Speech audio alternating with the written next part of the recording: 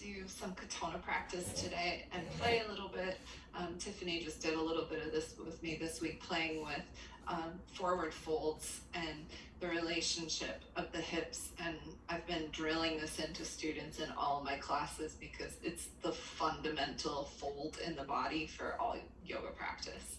And if the fold isn't right here, then the whole rest of the pose will be messed up, like the entire pose, if there's not a good crease in the fold of the hip. So body is origami, and it's like if you were trying to make a paper swan and the first fold is wrong, you will not end up with a swan, right? And the same concept applies in our yoga asana. So we'll start just in a child's pose for a moment to feel that, because it's such an easy place to feel a fold in a hip. And if you have bolsters and whatnot and blankets, you're certainly welcome. If I was at home, I would be putting 3 blankets underneath of my butt.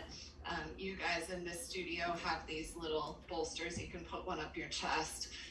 Tiffany at home, since you have blocks, a lot of blocks, if you want, you can put 1 block like so in the center of your chest, 1 block under your forehead, and then if you have even 4 blocks, you can put 2 under your hands. So lots of ways to organize it. Yeah, that can feel nice, 1 across the sternum and 1 across the head. And then when you take your arms out, take them out to a V shape. We won't be here for a really long time. And those of you that don't have blocks, come up on your fingertips out at a V. And feel the sensation of sort of wrapping the armpits towards the heart. Yeah, that's it. And there's a lot of ways to organize child's pose depending on how many props you have and what's available to you in your space. I'll grab you another block. Depending on what you have in your practice. Your daughter, here's one for under your forehead. And start to cultivate your breath in this child's pose. And find the line inside of yourself, that spit that we talk about a lot, the sushumna, the gracious stream, the sutra atman, which means thread of the self. And we weave that thread of the self with every breath, stitching a narrative for our lives. So find the spine at the center of yourself and imagine yourself on a spit from the perineum all the way up through the crown of the head. And now as you breathe, inhale up the back body, imagine breathing up, fire up the back, and on every exhalation, sense the exhale cooling and like water moving down the front of yourself. And you have really good tactile feedback right now of the third eye center, the space between the eyebrows nestled on a block or on the floor. And so you can use that, tuning into that space, third eye center and pelvic floor, as the points where the breath moves. And the first polarity in nature is fire and water. It's grace and effort. So for a few more breaths here, really open up the thread of your imagination and inhale, fire up the back body, your vigilance, your effort. And exhale, grace, water, descending down the front. You can even notice the way in which the in-breath is warmer than the out-breath. The body warms the breath significantly as it moves through the filtration system of the nostrils, pulling and extracting nourishment. Every exhalation is the release. So take 3 more very intentional breaths. Inhaling, fire up the back, water, grace down the front.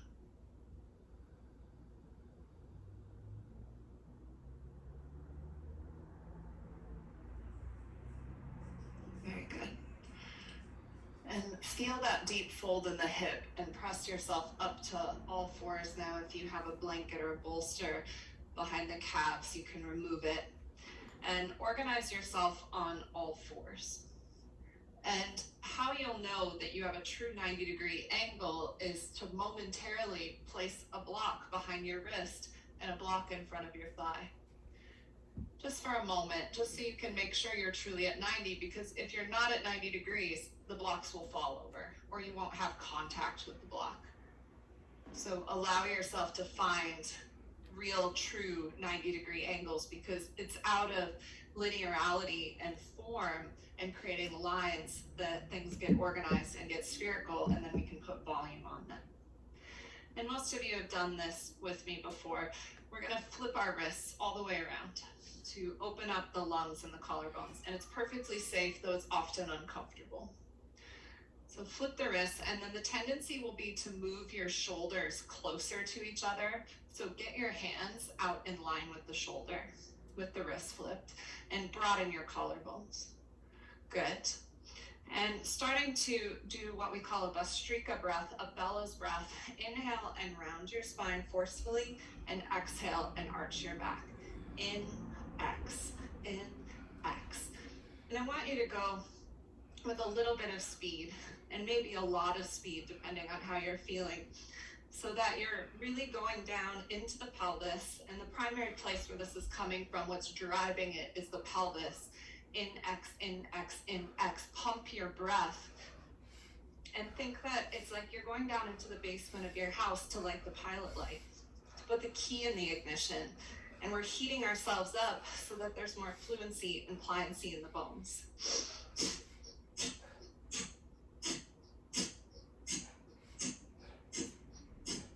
Pump the breath, keep going. It'll make you a little dizzy. It can be a little bit irritating. In, X, in, X, in, X. And don't go so fast that it feels completely out of control or that there's pain, but do go quicker than you normally would. In, X, keep going, irritating yourself just a little bit.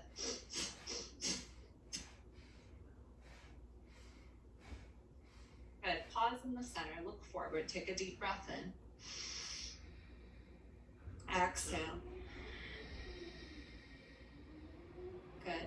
Interlace your fingers and then place the palms underneath of your sternum, interlaced. And we call this your third hand. So the third foot is your imprint on the planet. It's the implicit part of you that showed up on the planet. Your third hand is like your thymus, your personal abode, the piece of you that controls your concentration and radiation, your inness, your outness, and then third eye, the prism that sees all things. So here now, I want you to circle around yourself. Roll the pelvis. And you're more than likely going clockwise right now, which is the direction of the spin of the planet. Spin of time. It's you moving in the direction of your education, the piece of you that is developed. Good. And then change directions now and spin around counterclockwise to the left. And anytime we're down in the pelvic bowl like this, we're playing with kidneys. And we're playing with the endocrine system, which is our waters.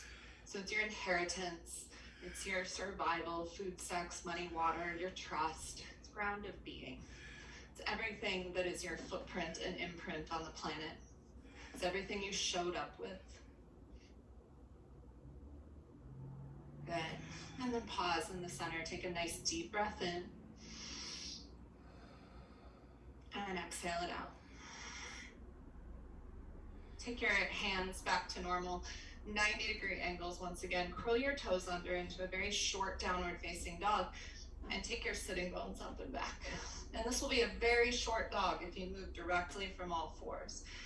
Spread the balls of the feet on the floor, not the toes, but the true ball of the foot. Little bend in your knees, lift your sitting bones and spread the back of your thighs. And now walk your feet back a little bit so that when you come forward, you'll be in a plank. And then start to go forward and back to a plank pose. And you can do this really slow, or if you're feeling frisky, you can speed it up a lot. A nice bend in the knee when you come back to the dog. So it's like a tiger springing out of its cage. And you can pump your breath if you wish, if you really want to start to light a fire under your ass. You can in, X, or you can go nice and slow.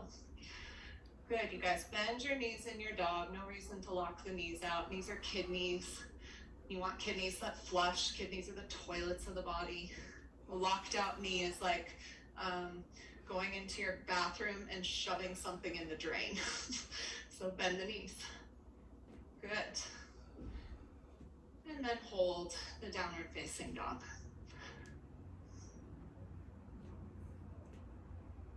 And walk your feet halfway up your mat. And grab your blanket or your bolster and place your heels on the edge of it so you're on a downhill slope.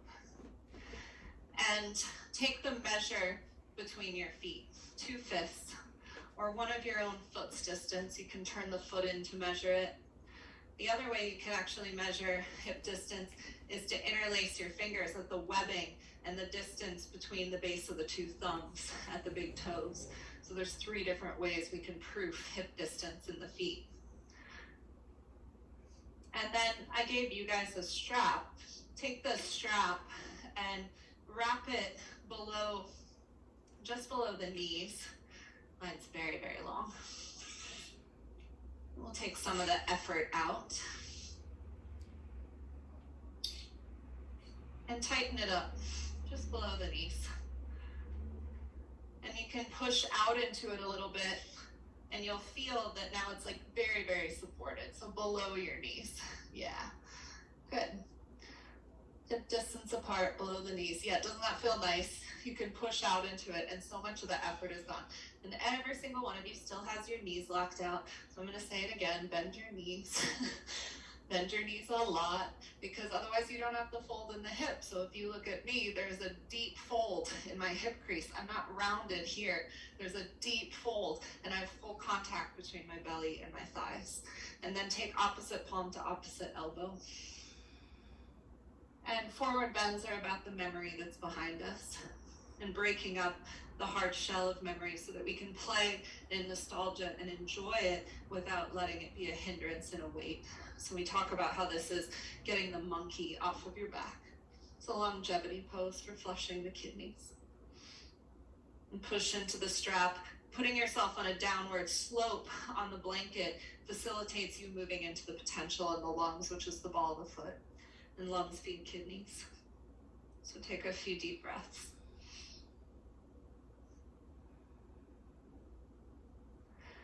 Good, let your hands now dangle to the floor, and I want you to let your upper body get incredibly heavy. So, so heavy. Arms heavy. And tuck your tailbone, engage your glutes, and let your upper body be very heavy. Roll yourself up. And these are a little higher than I normally like, so we're way on the ball of our feet, but that's nice for our lungs. And pause at the top. And feel that push out into the straps. Little contraction at the navel center. Get heavy in the upper body and reverse it. Push out into the strap. Let your arms be heavy. Go slow. Little bend in the knees so that there's no work in the back. And roll back down. We get to do the pose again, which facilitates our second nature, because now we've learned something about how it feels. Good, slide that bolster out from under you, just because it's a little high for where we're going now. And now bring the soles of your feet over the palms of your hands. And that might mean you need to bend your knees a lot. We're really playing with adrenals, with kidneys, with forward folds. The adrenals are the gland of the kidneys. In katonah practice, the type of practice we're doing is really an organ and glandular practice. It's a longevity practice. It's therapeutic. And now, rather than just relying on how you feel and relying on you, coming more into your ground of being, cross-reference yourself, push and imagine a diagonal line from the ball of the right foot to the left knee and expand that diagonal line. And then imagine a diagonal line from the ball of the left foot to the right knee and expand it. And then the right knee to the left hip, expand. Left knee to right hip, a diagonal line, expand it. So there's these crosses all over the body.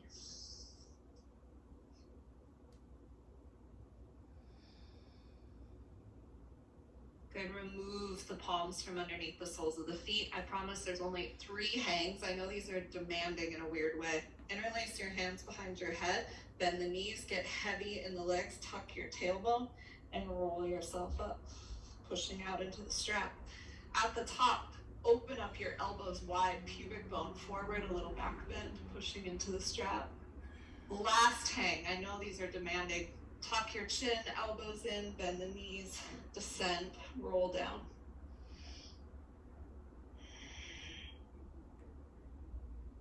This time, grab your heels.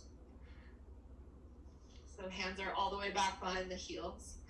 And if you wish, in this one, to give yourself a little more facility, this is how I would adjust you if I was gonna adjust you. You can actually take the strap and you can move it up around your upper middle back and then clip it around your thighs, like so. And I'm gonna spin this around so I can tighten it up. But this is a delightful adjustment for yourself. And then when you tighten it up, it's like, it just helps with the contact. So you'll have to unclip it to put it around your torso, my friends. You can there we go. There's some interesting things happening in the room, Tiffany, with the straps. See how it's all the way around my body? Yes, good. I'm gonna come help a couple of you. If you're already there, you're already there, and that's perfect. Sometimes we hold this for like 10 minutes, so I'm not worried about how long you're here. Up higher around the upper. Do you feel that? Isn't that nice in a weird way? That's it. Good. And you might feel that it's better for you to be up on, here, I got you. You might feel that it's better for you to be up on the ball of the foot more, so you might want to put your heels on your guy. Burns. We're calling it a guy. So bend your knees, friend. There. Do you feel? Do you feel your upper back? Isn't that nice? It's like, it's really the same as if I was adjusting you. This is what I would do to your upper back. Do you see why I use these straps, the self-clippables? Awesome, Tiffany, stay there. A few more breaths, you guys. I got you. I forgot that we had another person. It's demanding, but it's not, in a weird way, right? And what this is doing, you can bend your knees a little. Yes, there we go.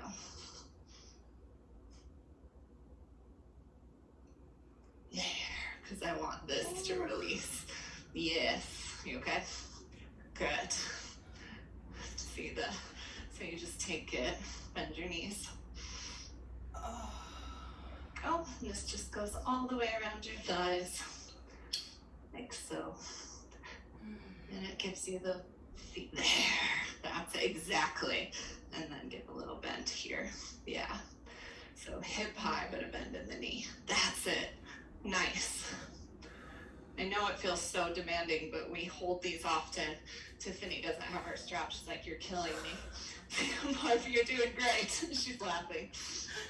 Couple more breaths here. We hold these sometimes for like 10 minutes. I'm not making you do that, I promise. They're a lot of work. Good. Nice. And then my ladies, just reach up to your side to unclip it. There you go. Getting out was easier than getting in. And now I want you guys to rock forward and back for a moment to the heel of the foot and the ball of the foot, and then we'll come out of the hang. Good. And then once again, tuck your tail and roll yourself up. Ooh. It's a lot of stimulation for the kidney. I know. That's a proper forward fold though. So this is how you usually look. Not all of you, but like most people on the planet, right? And do you see how this is round? When that's round, you can feel it. Bend your knees, round your back. All of this, there's no supply to the kidneys. It's tight. It's in your lower back. You're using your back to do the pose. Watch. Now, this is soft. And I'm in the fold of the hip. The back of the thigh can spread and open. ball of the foot, which is the lung. And now the pose is light. Eventually, we do little bounces there, which I was not going to make you do today. Tiffany can bounce if she wants. She's ready to bounce. Good. Okay, you guys. So from our stand-up, we're going to take one more little posture here, and then we're going to flow a little bit through some moon salutations because it's full moon and it's the solstice. So grab your block and palm it like a basketball, which will feel a little awkward, but Abby and Naveen are much smaller than me, and they do it all the time, so I know it's not a size issue. Good, exactly.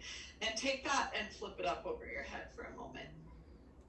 We're not going to do full King of the Mountain, which is a meditation that we do where we hold the block for 9 minutes. I'm not going to make you do that. Yes, perfect. But we are going to organize for just a moment. So step with your feet together and close your eyes and press the block up to the ceiling. And go down into your basement, which is your pelvic floor and your feet. And this is the ground of being. It's the place where your soul dropped in. It's your embodiment. It's your implicit self. It's your connection to the core of the planet. And now in your mind, draw a line in your interior space up to the back of your right eye.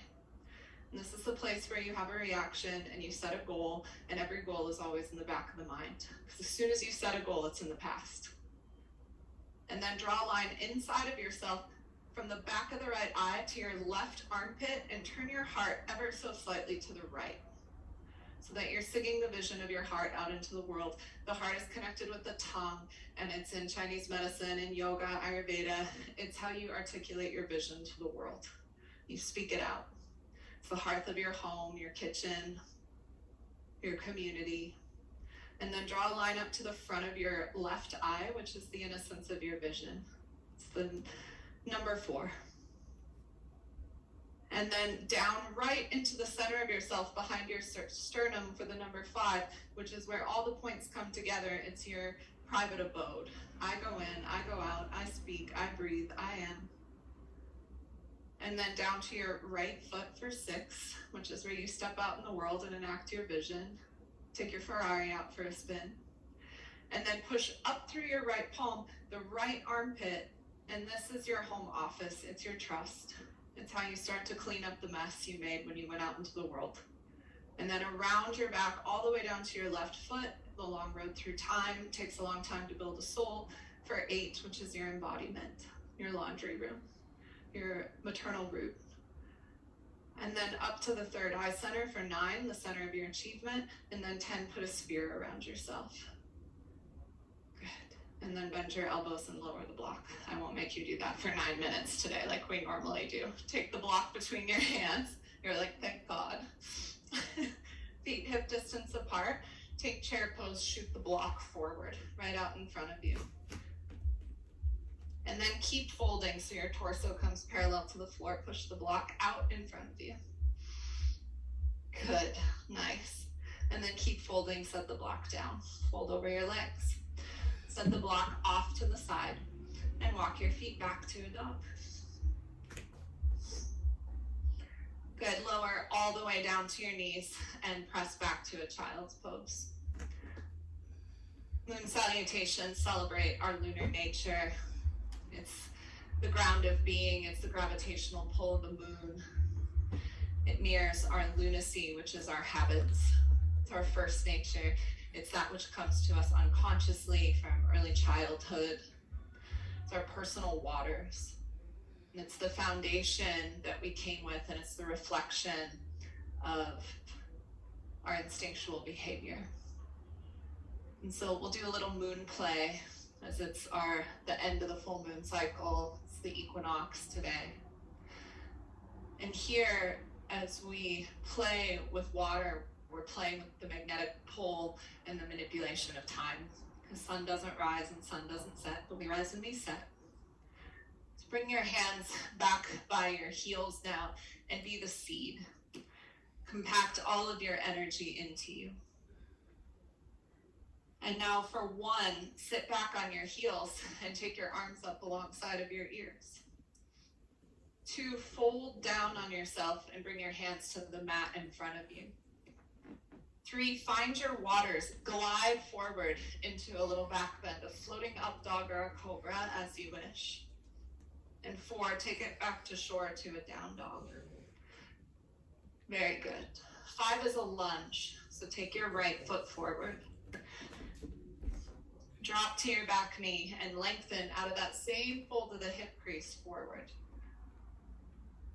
Good. For 6, step forward and turn in on yourself in a forward bend. 7 is the rising of a full moon. So circle your arms up around yourself, nice and slow, push up to stand. 8, the moon descends. It begins to wane. 9 is a crescent lunge. So step your right foot back and drop to your back knee. And lengthen from your hip crease forward. 10, find the land once again. So step back to shore into the downward facing dog. And for the number 11, put a wave on it and roll forward into a floating up dog. So toes stay curled under. That's it, ladies. Nice. And then 12, drop your knees to the ground and push back and be a little seedling again. 12 is the trinity of all the shapes. So be the little seedling again. 0, the oneness. And then 1, sit back on your heels again. Lift your arms alongside of your ears. And we do these moon salutations slow. 2, touch the earth, bow down. 3, glide yourself forward into the back bend again, either a cobra or an up dog. And 4, take it back to shore. 5 is a crescent lunge. Step your left foot forward. Very nice, you guys. Lengthen the sternum forward. Good. For 6, we turn in on ourselves and we step forward to the top of the mat. 7, the full moon rises. Circle your arms around yourself. 8, you fold back down and start that process of the waning moon. Good. For 9, you step your left foot back and drop into that low lunge. Really nice. Good. And then 10, you find land again and anchor yourself on the shore. You resist the pull of the moon, resist the pull of the emotive. For 11, put a wave on it and come forward into a back bend. That's nice, you guys. And then play the trinity back to the seed. Pause in the seed and take a couple breaths. Connect. Good, we're going to move through that 2 more times, once on the right, once on the left. So 1, sit back on your heels, circle your arms alongside of your ears. 2, hinge from that hip crease, fold down, touch the earth. Put a wave on it, roll yourself forward, be pulled by the moon. And 4, resist the pull and come back to dog. 5, take your right foot forward and drop to your back knee. That's so nice, guys. And then for 6, step forward. 7, let yourself inhabit the full moon, universe moving through you. And 8, fold from the hip back down, playing with the ebb and the flow of the breath. Step the right foot back, drop to the back knee. Pause here and feel the descent from the perineum down, the lifting up through the third eye center, and then step back once again to dog. Good, put a wave on it and come forward into the up dog again. And then play the trinity and press back to 12. Pause, bring your hands by your heels, be the seedling. We'll do that 1 more time on the left side. Sit back, circle the arms alongside of your ears for 1. 2, fold from the hip, touch the earth. 3 is a back bend. 4 is the points of stability, the down dog. For 5, the left foot comes forward into a lunge. Take your time. And for 6, we step forward into ourselves. For 7, circle your arms alongside of yourself. Beautiful moon. And for 8, start to wane and tune into yourself. For 9, step your left foot back. Very nice. And then for 10, come back to a dog. The last time, put a wave on it, forward to 11. And then back to the seedling. And pause as the seedling and breathe. The revelation is spherical. You get it in time. You get it from doing things around yourself and over yourself and again and again and again, enough times that you see a lot of lines of communication. And so to change the future, you change now. You change the trajectory and how you're organizing yourself. And as you change direction, it will give you new access to a different memory behind you. The reflection.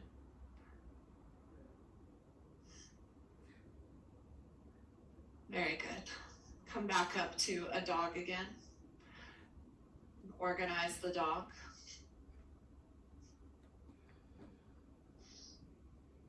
So get your sitting bones high. Get the weight into the base knuckles and the palms rather than the heel of the hand so it's buoyant. Spread the balls of the feet. Lift the sitting bones. Spread the backs of your thighs. And now lunge your right foot forward. And drop to your back knee. And we're going to come down into a lizard pose. Most of us would be served by taking a blanket. It's like the block's almost too high, but a bolster or something can allow us to come down onto the forearms. And if you can't come down to the forearms, that's fine. It doesn't matter. And if you want blocks, use blocks. But come into this lizard lunge. And see if you can keep the toes pointing forward today in the right foot rather than spinning them out as we often do.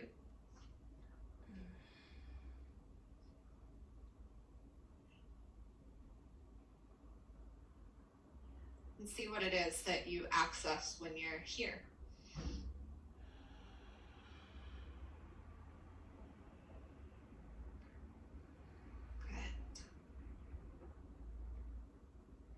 Nice. Walk yourself back up onto your hands. Since we don't have blankets, I'm going to skip the pigeon pose that was in here. So plant your hands. We'll do a figure 4 at the end instead and step back to a down dog. I don't really ever do pigeon without props underneath my pelvis, even though I'm perfectly capable of sticking my whole pelvis on the floor. I am of the opinion it's not great for your sacrum and hips. Lunge your left foot. Side note for your home practice. Drop to your back knees. Like always put something under your pelvis in pigeon pose. Bring the top of the foot down. And then hands to the inside. And if you wish, the bolster or the blocks. And down into, once again, your lizard lunge. Opening the hips. And lengthen from the pubis to the navel to the sternum, through the crown of the head. And breathe. You can always drop into breathing fire and water around yourself to engage the whole of your mind and imagination. For the breath of the seasons, inhaling for spring, holding for summer, exhaling for fall, empty for winter. Every opportunity that we pull the mind into the practice, we integrate a little more. Rather than making a grocery list while we do asana, right? We all do it, but we can open our imagination. Very nice, you guys. And then unfold yourself and step back to a dog. And right away, find those 4 points of contact. Spread the balls of the feet, sitting bones high. Good, we're gonna do one more challenging little pose here and then move into a seated forward fold series. So step your right foot through. your right knee all the way in your armpit. And start to walk your left foot in as you weight the right foot. Shoot your hands forward, almost like a down dog. Come up on your fingertips and lift your left leg up. And I don't care how high it is. It might barely be off the ground.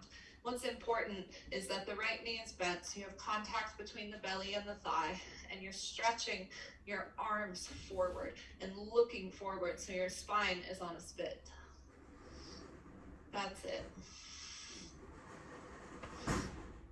Opening up left kidney, pumping the left lung. Good, and then gently walk your hands back. That looks so nice, you guys. Tap the left foot on the floor. Step back to dog or all fours as you wish. Organize yourself right away, 4 points of contact. And then lunge the left foot. Left knee in the armpit. Lengthen pubic bone sternum forward. And then start to lift the right leg. You can walk it in. Sometimes I like to just spring up. It almost feels easier, lighter. Up on the fingertips and look forward. Sometimes I even do this up on blocks under my hands for a little more lift.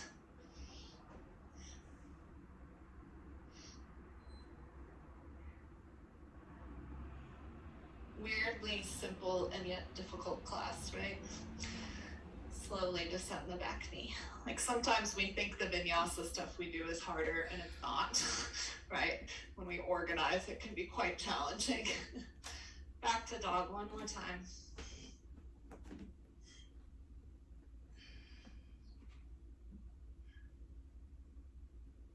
Good, lower to your knees. And sit off to one side, swing your feet around. This hour is going quick. You're like, not for me. But my ladies, Tiffany, do not think the hour is going quick. They just laughed when I said that. So sit on, normally I really would prefer a blanket. This is a little high and a little unstable. You know, if you have a blanket, sit on your blanket. I forgot there is no blankets in here. This isn't terrible though, it's just a little wobbly. So rather than letting the legs be loose, hip distance apart in your feet, you can kind of eyeball it, and then bend your knees by dragging your heels back. They won't actually move, but there's like an energetic sense of the heels moving back. And what will happen is now you're pitched forward and you're at a 90-degree angle, which you can probably feel. I feel like you could bring your legs a little closer together. Is that okay? Good. And you might want to block for your head in a moment. So if that's, this is why these don't work quite as well. Right off the back. Thought it was me and not you guys. You can have the block nearby. I thought it was entertaining. Take a frame over the top of your head, opposite palm to opposite elbow. And now send your pubic bone back behind you and fold forward. And now lengthen the front of your spine so you're very long and sit up nice and slow from the hip crease. So we're taking a rounding out of the upper middle back, fold down. Initiate a back bend to sit back and all the way up. Good, do that a couple more times. Just folding and unfolding from the hip crease. Finding that lightness. When you truly have your perineum connected to the earth, that's the place between the anus and the sex organs, and you really have 90 degrees in the hip, it will take this out of the back. It won't feel like you're using your back to do it.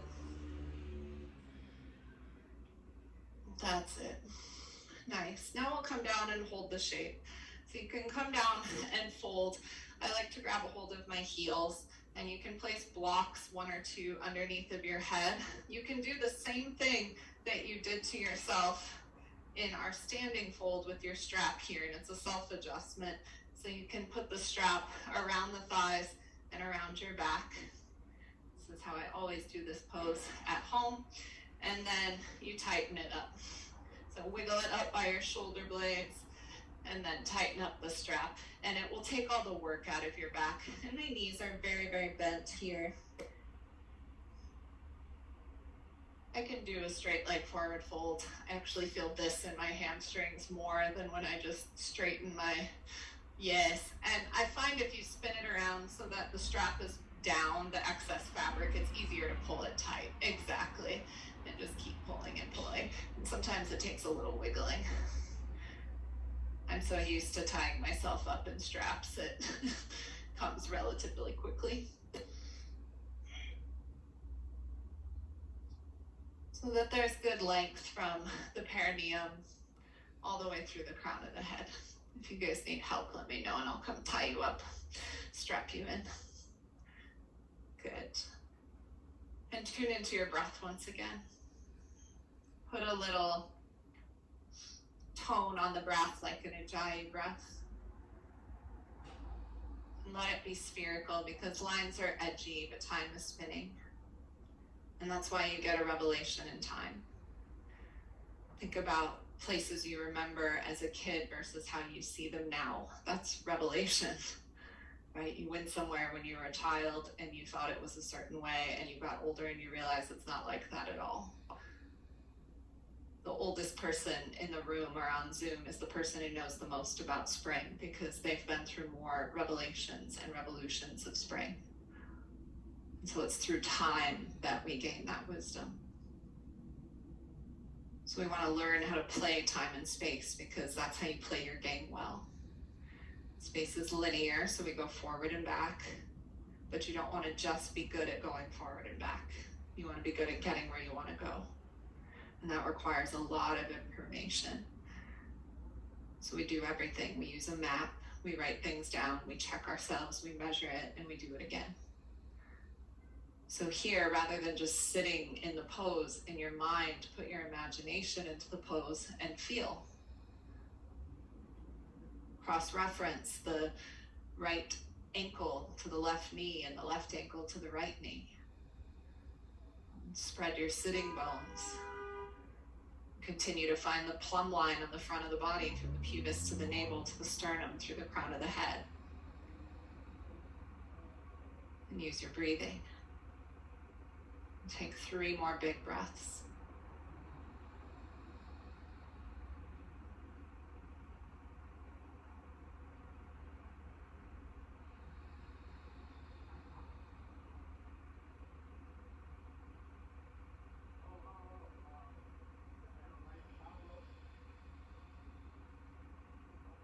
One more big breath.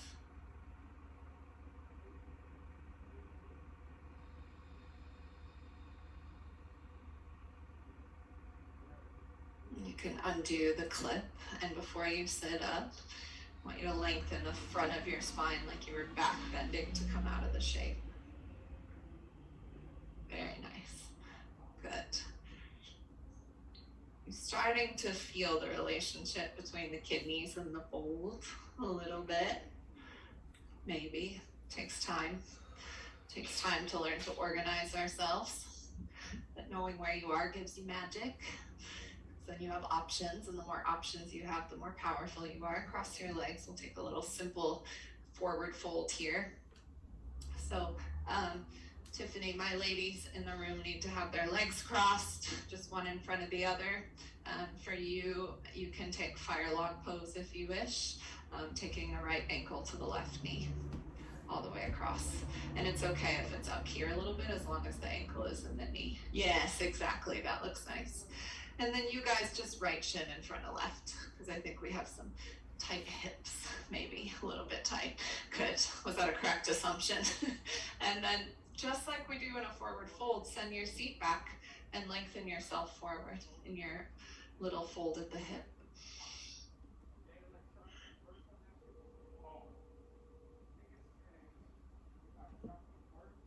And if you wish, the right shin is in front. You can start to walk yourself a little bit over to the left so that, and look out into the world, even if you're low. Yes, there you go, Tiffany. In a little spinal rotation. And this instruction is just for Tiffany. If she wants, she can take if they would like, they can take their right elbow into the arch of their right foot and make prayer hands to spin around, fist in the right palm, making contact with the left palm. Otherwise, you're just folded and gazing forward. But that's it, Tiffany. Yep.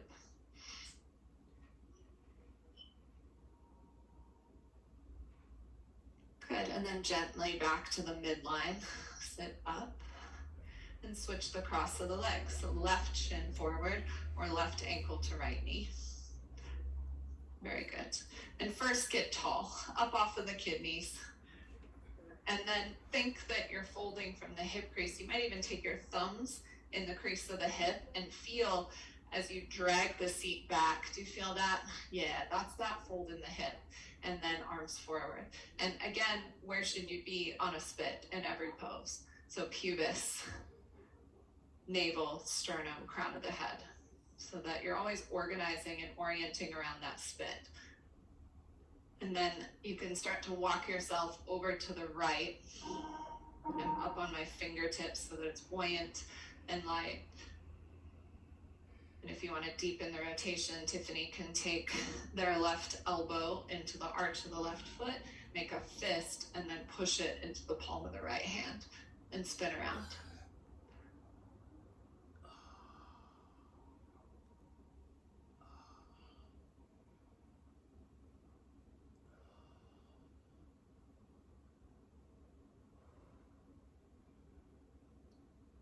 Good, and then everyone can unwind and walk yourself up. Uncross the legs. Good. Bring the soles of the feet together. Take your block and measure that it's pubis to heels. This is true in everybody. If the feet are too far forward, you're too spread out, you'll be too in your depths. If your heels are very close to your groin, you'll get very high strung, right? So both things give us information. When I ask someone, when I do body readings, I ask them to sit and I don't tell them anything, and I like to watch where they are, because a lot of us were way out here. This is too deep. It's collapsed, it's in the water, it's too feeling. These people, it's up here. It's a bit high strung. So organize it, the block between the heels and the pubis. Good. And get yourself on a spit once again, so you're at 90 degrees on the hip, and then you can remove the block, or you can keep it there, up to you. Hinge from the hip crease again, and lengthen yourself forward. Yeah, and that's just for measurement. You can take it out if you're gonna fold all the way to the ground. Kind of feels good under my belly though.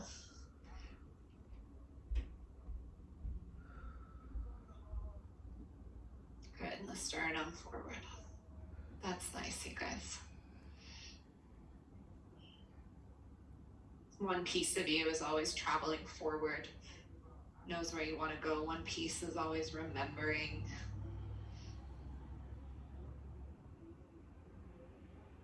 We always turn the heart ever so slightly to the right, because 2 o'clock is the future. It's where you want to go. And the goal is traveling in time. Lengthen from the front of the spine and sit all the way up. I'll give you a couple minutes in Shavasana, and then we'll finish with a little bit of breath work. So you can organize yourself on your back. Bolster, block, blanket, whatever feels appropriate for you.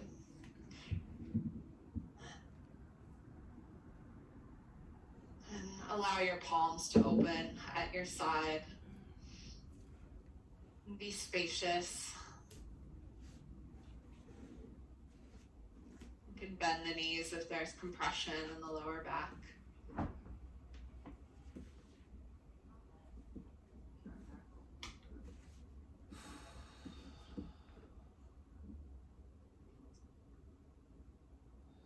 Take a deep breath and attention at the pelvic floor, the perineum. As you exhale, travel up to the back of your right eye. Inhale around your back to your left shoulder. Exhale up to the front of the left eye. Inhale down into the center of yourself beneath the breastbone. And exhale down to the right foot.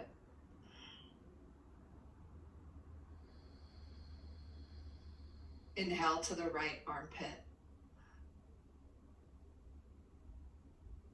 Exhale, travel through time around the back to the left foot. Inhale up to the third eye center. And exhale and put a sphere around yourself with your imagination.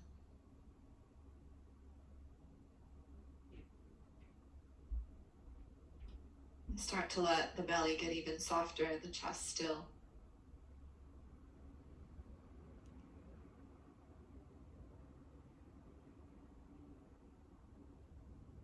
Let yourself rest, suspending time. Time is percussive and recursive and circular and infinite and encompassing and seasonal and directional and finite. And the goal is to learn to use it well. Time is the trinity of past and present and potential. And here you get to suspend it for a moment because you're the magician.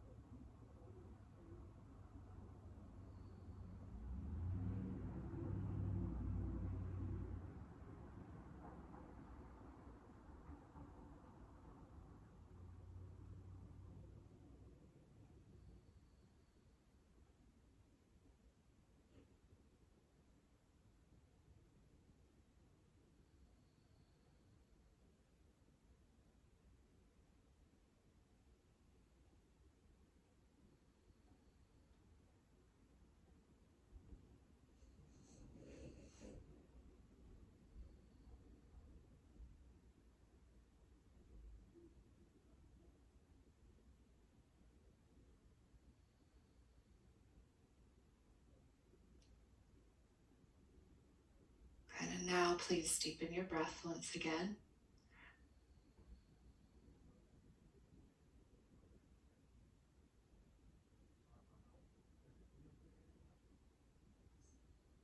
And take some small movements. And then transition yourself to a fetal position on your left side.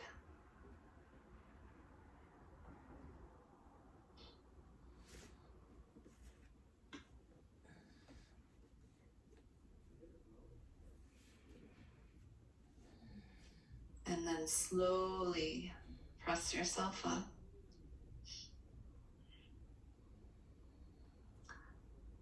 And we're gonna breathe for a few minutes because the whole point of asana is to build a cup so that you can unravel the past and then fill it up with prana, with vitality. You don't have to sit in virasana. This is comfortable to me. But you can sit cross-legged. If you're sitting in virasana, again, we always want to make things as easeful as possible. And so I always strap my thighs in so that I don't have to work very hard here. Yeah, all the way under the knees and around. It feels so nice. And usually if you do breath work at home and you're sitting like this, sandbag your thighs too. It's very grounding. So when the strap is around there and it's nice and tight, you won't have to work to sit in virasana. It'll be nice and effortless. Yeah, exactly. Do you feel how it just lets you?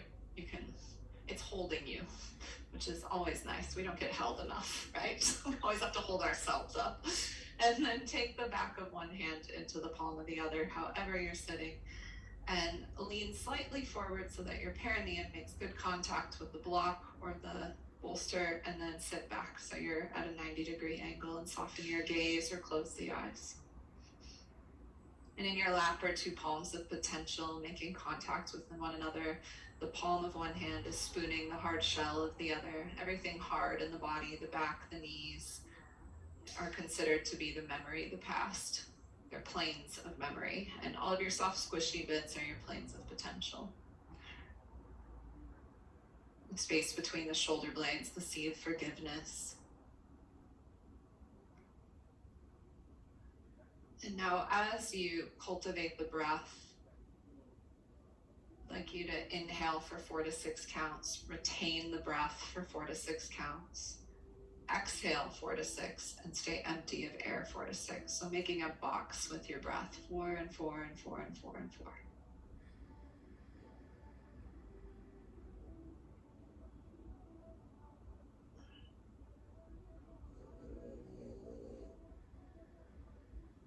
And as you have that pattern on the breath,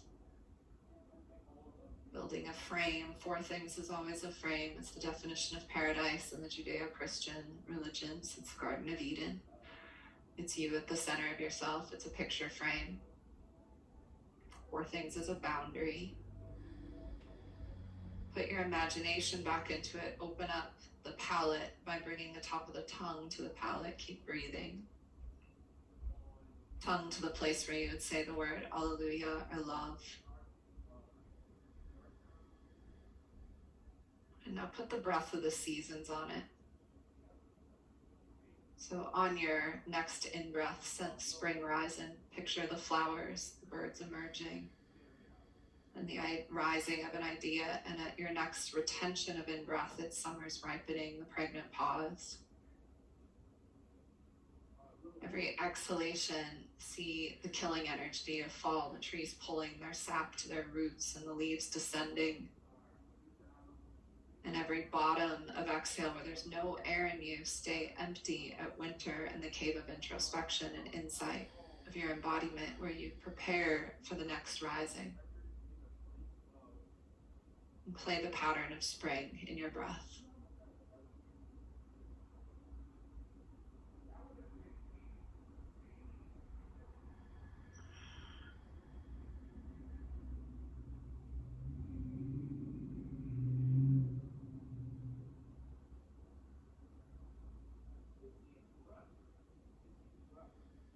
Good, and now change the orientation in your mind. Keep the pace on the breath, but now make a sphere around yourself from your left shoulder to your right shoulder as you breathe in your mind, and then from the back of the right shoulder to the back of the left shoulder as the exhale. So now it's like you're putting a sphere on yourself horizontally. And this is always the spin of time.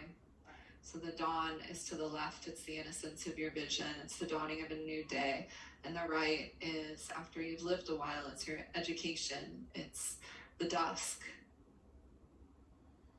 So breathe now around yourself, envision dawn to dusk and the rise of the moon behind the right shoulder and the moon set at the back of the left shoulder. And play the spin of time, breathing around yourself. We call these the wraps of rapture. Putting yourself in a sphere and a cushion of your own breath. Your innocence on your left, your experience on the right, and you mediating these 2 points of contact at the center of yourself, of the dawn and the dusk.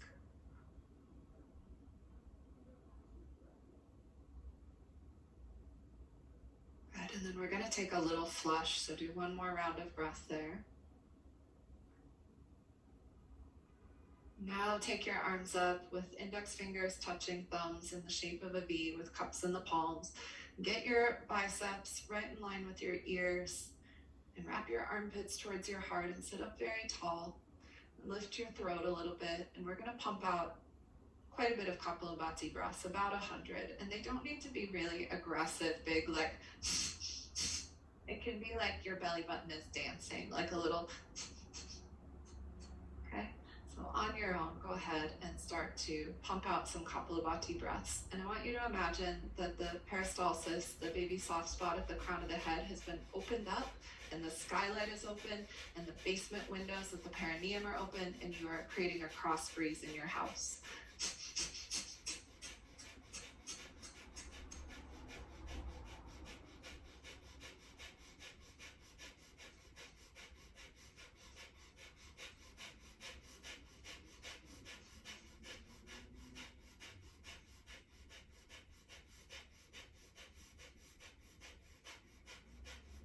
Take a deep breath in, hook your thumbs.